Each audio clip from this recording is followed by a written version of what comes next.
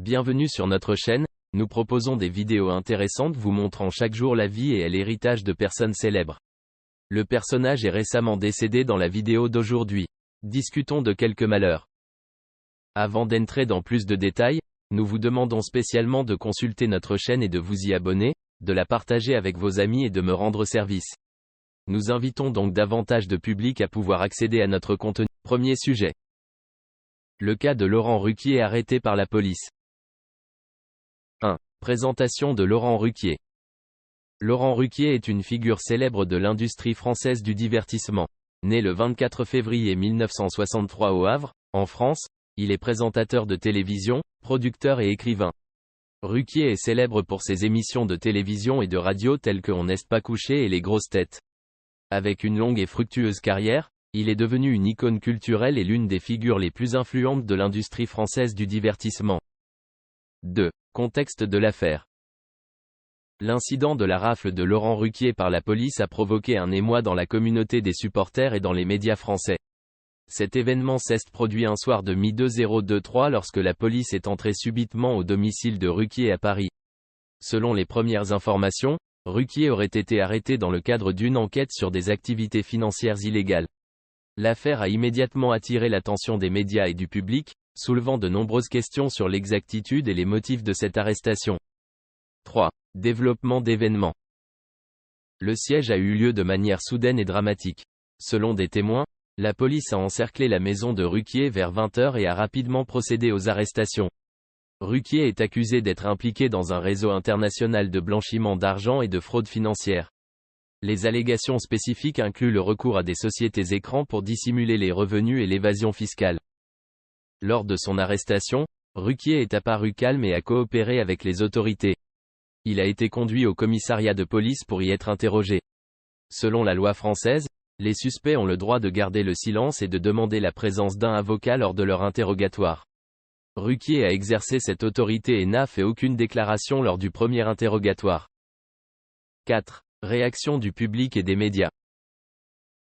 L'arrestation de Laurent Ruquier a provoqué une onde de choc dans l'opinion publique et dans les médias. Ses fans ont exprimé leur surprise et leur inquiétude, tandis que les médias ont rapidement rapporté cet événement sur les principales chaînes d'information. Les sites de réseaux sociaux ont également été inondés de commentaires, de spéculations et même de théories du complot sur la véritable raison de l'arrestation. Certains collègues et amis de Ruquier dans l'industrie du divertissement ont pris la parole pour le défendre, affirmant que Ruquier était une personne honnête et respectait toujours la loi. Ils ont exhorté le public et les médias à ne pas tirer de conclusions hâtives avant que les résultats officiels de l'enquête ne soient disponibles. Cependant, les avis sont également partagés, affirmant que cet incident peut faire la lumière sur des recoins cachés de la vie personnelle et de la carrière de Ruquier. 5. Enquête de suivi. Après avoir été arrêté, Laurent Ruquier a été détenu pendant un certain temps pour servir l'enquête. Les enquêteurs ont fouillé le domicile et les bureaux de Ruquier pour recueillir des preuves. Ils ont trouvé un certain nombre de documents et de dossiers financiers pouvant être liés à des allégations de blanchiment d'argent et de fraude financière. L'enquête s'est élargie pour inclure des partenaires commerciaux et des individus associés à Ruquier. Plusieurs personnes ont été convoquées pour être interrogées et fournir des informations. Dans le même temps, les transactions financières de Ruquier au fil des années ont également été examinées de près pour déterminer leur origine et leur légalité. 6. Réaction de Ruquier et avocat. Laurent Ruquier, par l'intermédiaire de son avocat, a nié toutes les accusations et affirmé qu'il était totalement innocent. Son avocat a déclaré que les accusations étaient sans fondement et pourraient être le résultat d'un malentendu, voire d'un complot visant à ternir la réputation de Ruquier. Ils ont également souligné que Ruquier respecte toujours les réglementations légales et est prêt à coopérer avec les autorités chargées de l'enquête pour clarifier tous les problèmes. Son avocat a demandé au public et aux médias de respecter la vie privée de Ruquier et de ne pas diffuser de fausses informations jusqu'à ce que l'enquête soit terminée et que la vérité soit révélée. 7. Conséquences de l'affaire. Cet incident a eu de nombreuses conséquences pour Laurent Ruquier et sa carrière. Tout d'abord, sa réputation en fut sérieusement affectée. Bien qu'il n'y ait pas encore de résultats officiels de l'enquête, son arrestation et les accusations qui y sont liées ont entaché sa carrière. Un certain nombre de projets télévisuels et de contrats publicitaires ont été suspendus ou annulés. En outre, Cet incident a également soulevé des débats sur l'éthique et la responsabilité des personnalités publiques. Beaucoup de gens pensent que, avec une grande influence, Ruquier doit conserver une image exemplaire et respecter strictement la loi. Cet incident soulève également des questions sur la gestion financière personnelle et la responsabilité sociale des stars célèbres. 8. Avis d'experts. De nombreux experts juridiques et financiers ont été invités à donner leur avis sur cette affaire. Certains experts estiment que l'arrestation de Ruquier pourrait constituer une mesure décisive de la part des autorités pour lutter contre les activités financières illégales dans l'industrie du divertissement. Ils ont souligné que les enquêtes et les poursuites dans les affaires de blanchiment d'argent et de fraude financière sont complexes et nécessitent une coopération étroite entre les autorités et les agences internationales. Au contraire, d'autres experts estiment que cet incident pourrait être le résultat d'un excès de la part de l'agence d'enquête et que Ruquier pourrait être victime d'un malentendu ou d'accusations infondées. Ils ont appelé à la transparence et à l'équité du processus d'enquête afin de garantir que personne ne soit condamné à tort. 9. Impact à long terme. Quel que soit l'issue finale de l'enquête, cet incident aura certainement un impact à long terme sur la vie et la carrière de Laurent Ruquier. Il pourrait faire face à de longues questions juridiques qui pourraient affecter sa carrière pendant des années. Restaurer sa réputation et la confiance du public sera pour lui un défi de taille. L'affaire pourrait également créer un précédent dans l'industrie du divertissement, soulignant l'importance de la transparence et de la responsabilité financière des personnalités publiques. Cela pourrait encourager les stars et autres célébrités à être plus prudentes dans la gestion de leurs finances et à se conformer aux réglementations légales. 10. Conclusion. L'affaire Laurent Ruquier arrêté par la police a été un événement choquant dans l'industrie française du divertissement, provoquant de nombreuses controverses et soulevant de nombreuses questions sur l'éthique, la responsabilité et la transparence. Bien que l'enquête soit toujours en cours et n'ait pas encore abouti, cette affaire a mis en lumière les risques et les défis auxquels les personnalités publiques sont confrontées dans la gestion de leurs finances et le maintien de leur réputation. Laurent Ruquier, fort de son parcours et de son influence, devra faire de gros efforts pour surmonter cette crise et redorer son image aux yeux du public. Cet événement est également un rappel à chacun de l'importance de respecter la loi et de maintenir une vie transparente. Deuxième sujet. L'affaire Anne Roumanoff. Quand j'ai échoué au concours du conservatoire, j'ai pensé à me jeter sous une voiture. 1. Présentation d'Anne Roumanoff. Anne Roumanoff est une célèbre comédienne française, née le 25 septembre 1965 à Paris. Elle est connue pour ses performances humoristiques et pointues et apparaît régulièrement à la télévision et au théâtre français. Avec son jeu d'acteur unique et ses histoires humoristiques pleines du quotidien, Anne Roumanoff a conquis le cœur de millions de fans. Cependant, peu de gens savent que son chemin vers le succès n'a pas été facile et qu'elle a dû faire face à des échecs douloureux et à des pensées négatives sur la vie. 2. Contexte du concours du conservatoire. Le concours d'entrée au conservatoire constitue un tournant important dans la vie d'Anne Roumanoff. Le conservatoire est l'une des académies de musique et des arts du spectacle les plus prestigieuses de France, où de nombreux talents musicaux et artistiques ont été découverts et formés. Pour les passionnés d'art, être accepté au conservatoire de musique est non seulement un honneur mais aussi un tremplin important pour une future carrière. Anne Roumanoff a passé des années à préparer et à étudier pour accéder au concours d'entrée au conservatoire. Elle a non seulement fait des efforts pour perfectionner ses talents d'actrice, mais elle s'est également entraînée mentalement et psychologiquement pour faire face à la pression de la compétition. Cependant, tout ne s'est pas passé comme prévu et cette compétition est devenue pour elle une épreuve sévère. 3. Le déroulement de la compétition et la douloureuse défaite. L'examen d'entrée au conservatoire s'est déroulé avec une concurrence féroce de la part de nombreux autres candidats talentueux. Anne Roumanoff, avec passion et détermination, a mis toute sa force et son esprit au service de sa compétition. Cependant, le résultat final n'a pas été celui espéré car elle n'a pas obtenu suffisamment de notes pour être acceptée au conservatoire. Cet échec provoque un grand choc chez Anne Roumanoff. Elle sentait que ses efforts et ses sacrifices avaient été vains. Le sentiment d'échec ne consiste pas simplement à ne pas atteindre un objectif, mais aussi à perdre confiance en ses propres capacités. Cela a conduit à une période de profonde crise spirituelle dans sa vie. 4. Pensées négatives et humeur désespérée. Après avoir échoué au concours du conservatoire, Anne Roumanoff tombe dans un état d'esprit négatif et désespéré. Elle a un jour partagé qu'il y avait des moments où elle pensait mettre fin à ses jours en se jetant sous une voiture. Il s'agissait d'une situation extrêmement grave, reflétant le niveau de désespoir et de souffrance qu'elle avait vécu. Ces pensées autodestructrices apparaissent souvent lorsque les gens sont confrontés à des échecs majeurs dans la vie, en particulier lorsque ces échecs menacent leur identité et leurs objectifs personnels. Pour Anne Roumanoff, ne pas être acceptée au conservatoire est non seulement un échec professionnel mais aussi un coup porté à sa confiance en elle et en son avenir. 5. Soutien et changement psychologique. Durant cette période de crise, Anne Roumanoff a reçu le soutien de sa famille et de ses amis. Ses proches l'ont aidé à surmonter des moments difficiles en l'encourageant, en partageant et en l'incitant à ne pas abandonner son rêve. Ce soutien a joué un rôle important en l'aidant à se rétablir progressivement mentalement et à reprendre confiance en elle.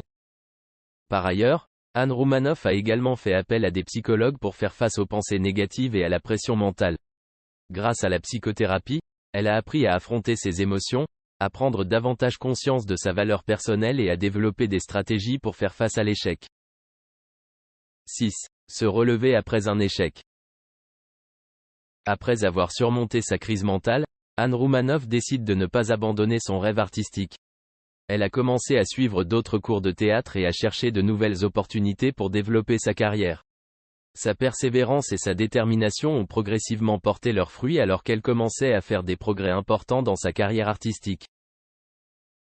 Anne Roumanoff a participé à de nombreuses émissions de télévision et de théâtre et s'est progressivement imposée dans l'industrie du divertissement française. Ses succès ne sont pas seulement une reconnaissance de son talent et de ses efforts, mais aussi un témoignage de sa capacité à surmonter les difficultés et à transformer l'échec en motivation pour continuer à avancer. 7. Leçon tirée de l'échec. L'histoire d'Anne Roumanoff n'est pas seulement un exemple de persévérance et de détermination, elle contient également de nombreuses leçons précieuses sur la manière d'affronter et de surmonter l'échec. L'échec est une partie inévitable de la vie, et ce qui compte, c'est la façon dont nous le gérons. Au lieu d'être vaincu par l'échec, Anne Roumanoff en a fait une opportunité d'apprendre et de grandir. L'une des leçons importantes de son histoire est l'importance du soutien de la famille et des amis. Dans les moments difficiles, le partage et les encouragements de nos proches peuvent apporter une grande force spirituelle et nous aider à surmonter les difficultés. 8. Impact de l'histoire sur le public. L'histoire d'échec et de résurrection d'Anne Roumanoff a inspiré de nombreuses personnes. Ce n'est pas seulement l'histoire d'un individu mais aussi un puissant message de persévérance et de courage. De nombreuses personnes ont trouvé dans son histoire un encouragement à affronter les difficultés et les échecs de leur propre vie. De plus, cette histoire souligne également l'importance des soins de santé mentale.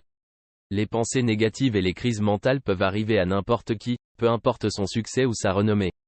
Demander de l'aide et ne pas hésiter à partager ses difficultés psychologiques est essentiel pour maintenir l'équilibre et le bonheur dans la vie.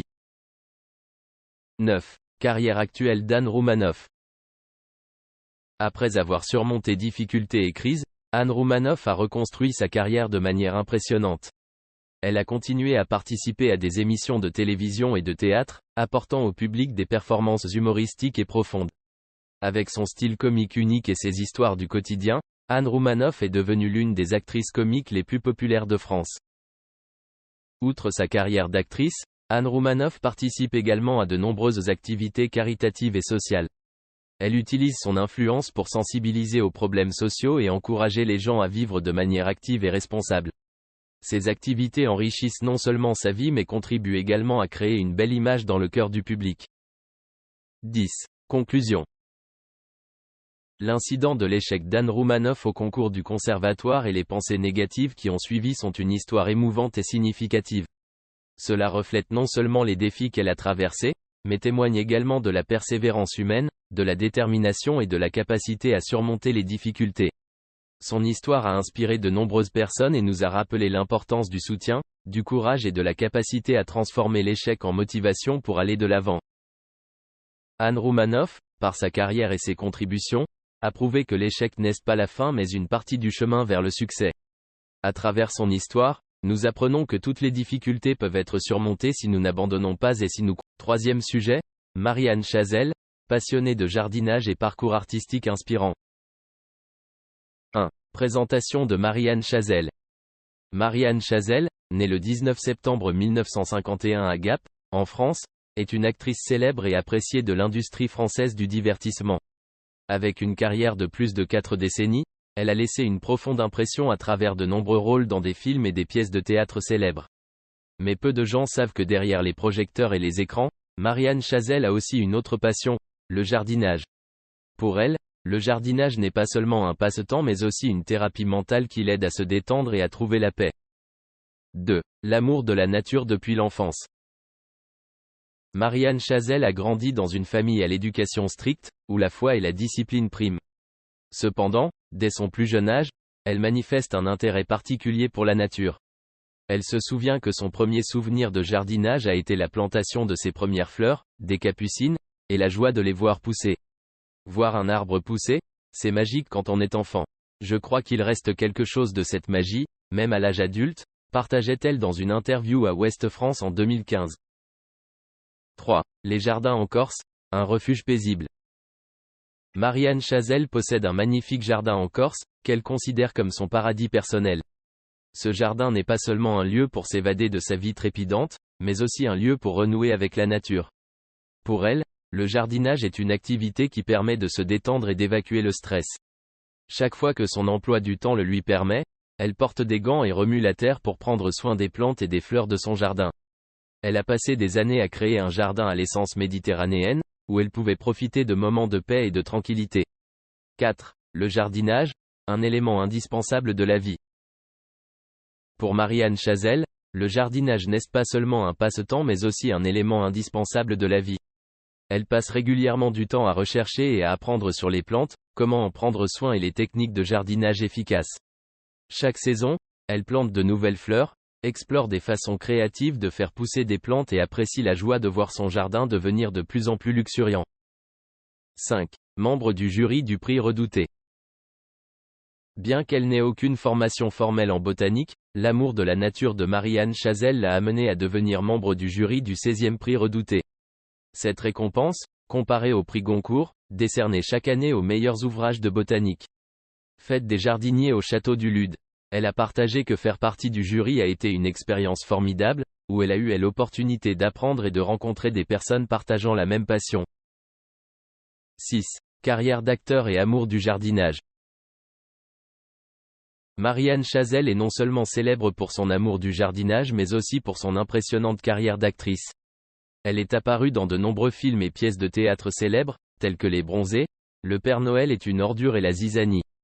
Sa carrière d'actrice a commencé très jeune, alors qu'elle était passionnée de théâtre et fascinée par les performances de sa mère, actrice. Même si son père ne soutenait pas pleinement ce choix de carrière, elle était déterminée à poursuivre sa passion et à s'efforcer constamment de réussir. 7. Leçon du jardinage. Le jardinage a enseigné à Marianne Chazelle de nombreuses et précieuses leçons de vie. Elle s'est rendue compte que tout comme entretenir un jardin, la vie demande aussi de la patience, des efforts et de l'amour. Chaque fois qu'elle fait face à des difficultés, elle se souvient toujours que tout prend du temps pour grandir et s'épanouir. Elle a également appris à apprécier les choses simples et à trouver de la joie dans les moments paisibles. 8. Impact sur le public. L'histoire de Marianne Chazelle sur son amour pour le jardinage a inspiré de nombreuses personnes. Beaucoup de ses fans l'aiment non seulement à travers ses rôles, mais se sentent également plus proches lorsqu'ils découvrent sa passion pour le jardinage. Elle partage ses expériences et ses connaissances en matière de jardinage à travers des interviews et des articles, encourageant les gens à considérer le jardinage comme un moyen de se détendre et de se connecter avec la nature. 9. Conclusion. Marianne Chazelle est non seulement une comédienne de talent mais aussi une véritable passionnée de jardinage. Le jardin en Corse n'est pas seulement un lieu de détente pour elle, mais aussi un lieu où elle trouve paix et joie. Son amour de la nature et sa carrière d'actrice sont deux parties importantes de sa vie, chacune lui ayant apporté de précieuses expériences et leçons. Son histoire est une puissante source d'inspiration, nous rappelant l'importance de trouver et d'entretenir des passions dans la vie. La détermination de Marianne Chazelle quand son père lui a interdit une carrière d'actrice. Marianne Chazelle est un témoignage vivant de détermination et de persévérance face aux difficultés et aux défis de la vie. Née dans une famille à l'éducation stricte et conservatrice, où la foi et la discipline priment, Marianne se heurte rapidement à l'opposition de son père lorsqu'elle choisit la voie de l'art. Même si sa mère était actrice, son père, pasteur, souhaitait que sa fille poursuive une carrière plus traditionnelle et plus stable. Il n'était pas d'accord avec le choix d'une carrière d'actrice, une voie qu'il considérait comme risquée et incertaine. Depuis l'enfance, Marianne démontre une forte passion pour le théâtre. Elle se souvient des moments où elle avait été surprise et fascinée par les performances de sa mère sur scène, et à partir de ce moment-là, le rêve de devenir actrice s'est rallumé dans son cœur. Cependant, pour réaliser ce rêve, elle a dû faire face à un défi de taille, une opposition farouche de la part de son père.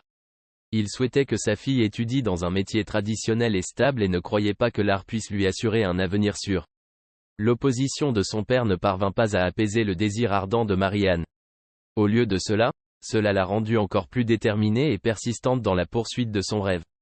Elle a compris que pour convaincre son père et prouver que son choix était le bon, elle devait déployer bien plus d'efforts que les autres. Chaque jour, elle passe des heures à pratiquer, apprendre et perfectionner ses talents d'actrice. Elle a participé à des cours de théâtre, à de petites troupes de théâtre et était constamment à la recherche des opportunités pour se produire. Marianne a non seulement fait face à l'opposition de sa famille, mais a également dû surmonter de nombreuses difficultés et défis dans l'industrie compétitive du divertissement. Elle a dû gagner sa vie seule, confrontée à des refus, à des auditions ratées et à des regards suspicieux de la part de ses collègues et du public. Mais tout cela ne l'a pas découragée. Au contraire, ils l'ont rendue encore plus ferme et déterminée. L'un des tournants importants dans la carrière de Marianne Chazelle est son entrée dans la troupe de théâtre, le Splendide. C'est là qu'elle rencontre et travaille avec de grands talents tels que Christian Clavier, Gérard Jugnot ou encore Thierry Lhermitte. Le groupe Splendide a créé de nombreuses pièces de théâtre célèbres qui ont ensuite été adaptées au cinéma, aidant ainsi les membres du groupe, dont Marianne, à devenir célèbres. Des films comme Les Bronzés et Le Père Noël est une ordure connaissent non seulement un succès commercial mais aussi une reconnaissance artistique, marquant une avancée importante dans sa carrière. Ce succès est non seulement la preuve du talent de Marianne Chazelle mais aussi le résultat de sa persévérance et de sa détermination sans faille. Chaque rôle, chaque travail est un effort pour prouver que l'art n'est pas seulement une passion mais aussi un véritable cheminement de carrière. Elle a prouvé qu'avec détermination et persévérance, n'importe qui peut surmonter tous les obstacles et réaliser ses rêves. Finalement, la brillante carrière de Marianne Chazelle a fait changer Davis son père. Il s'est progressivement rendu compte que sa fille avait choisi la bonne voie et avait réalisé des réalisations admirables. Son succès n'est pas seulement sa propre fierté mais aussi la fierté de sa famille. Marianne a prouvé que face à toute opposition ou difficulté, la détermination et la passion peuvent mener au succès. L'histoire de Marianne Chazelle n'est pas seulement l'histoire d'un individu, mais aussi une source d'inspiration pour de nombreuses personnes. Cela nous rappelle que chacun a le droit de poursuivre ses rêves, quelles que soient les difficultés et les défis auxquels il est confronté. La détermination et la persévérance sont les facteurs les plus importants pour surmonter tous les obstacles et réussir. Marianne Chazelle a démontré qu'avec passion et effort, rien n'est impossible. En plus de sa carrière d'actrice, Marianne est également connue pour de nombreuses activités sociales et caritatives. Elle a utilisé son influence pour participer à de nombreuses campagnes de sensibilisation aux problèmes sociaux et de soutien aux personnes dans le besoin. Ces activités enrichissent non seulement sa vie, mais contribuent également positivement à la communauté. Marianne Chazelle continue actuellement de travailler comme artiste et est constamment créative. Elle est toujours à la recherche de nouveaux défis et ne cesse d'apprendre. Elle a un jour partagé que la passion et l'amour pour son travail sont les plus grandes motivations qui l'aident à surmonter toutes les difficultés et tous les défis de la vie. En conclusion, l'histoire de détermination de Marianne Chazelle témoigne clairement du pouvoir de la persévérance et de la passion. Malgré l'opposition de sa famille et les difficultés de sa carrière, elle n'a pas abandonné son rêve et a connu un grand succès. Son histoire est une forte source d'inspiration, encourageant chacun de nous à poursuivre ses rêves et à ne jamais abandonner.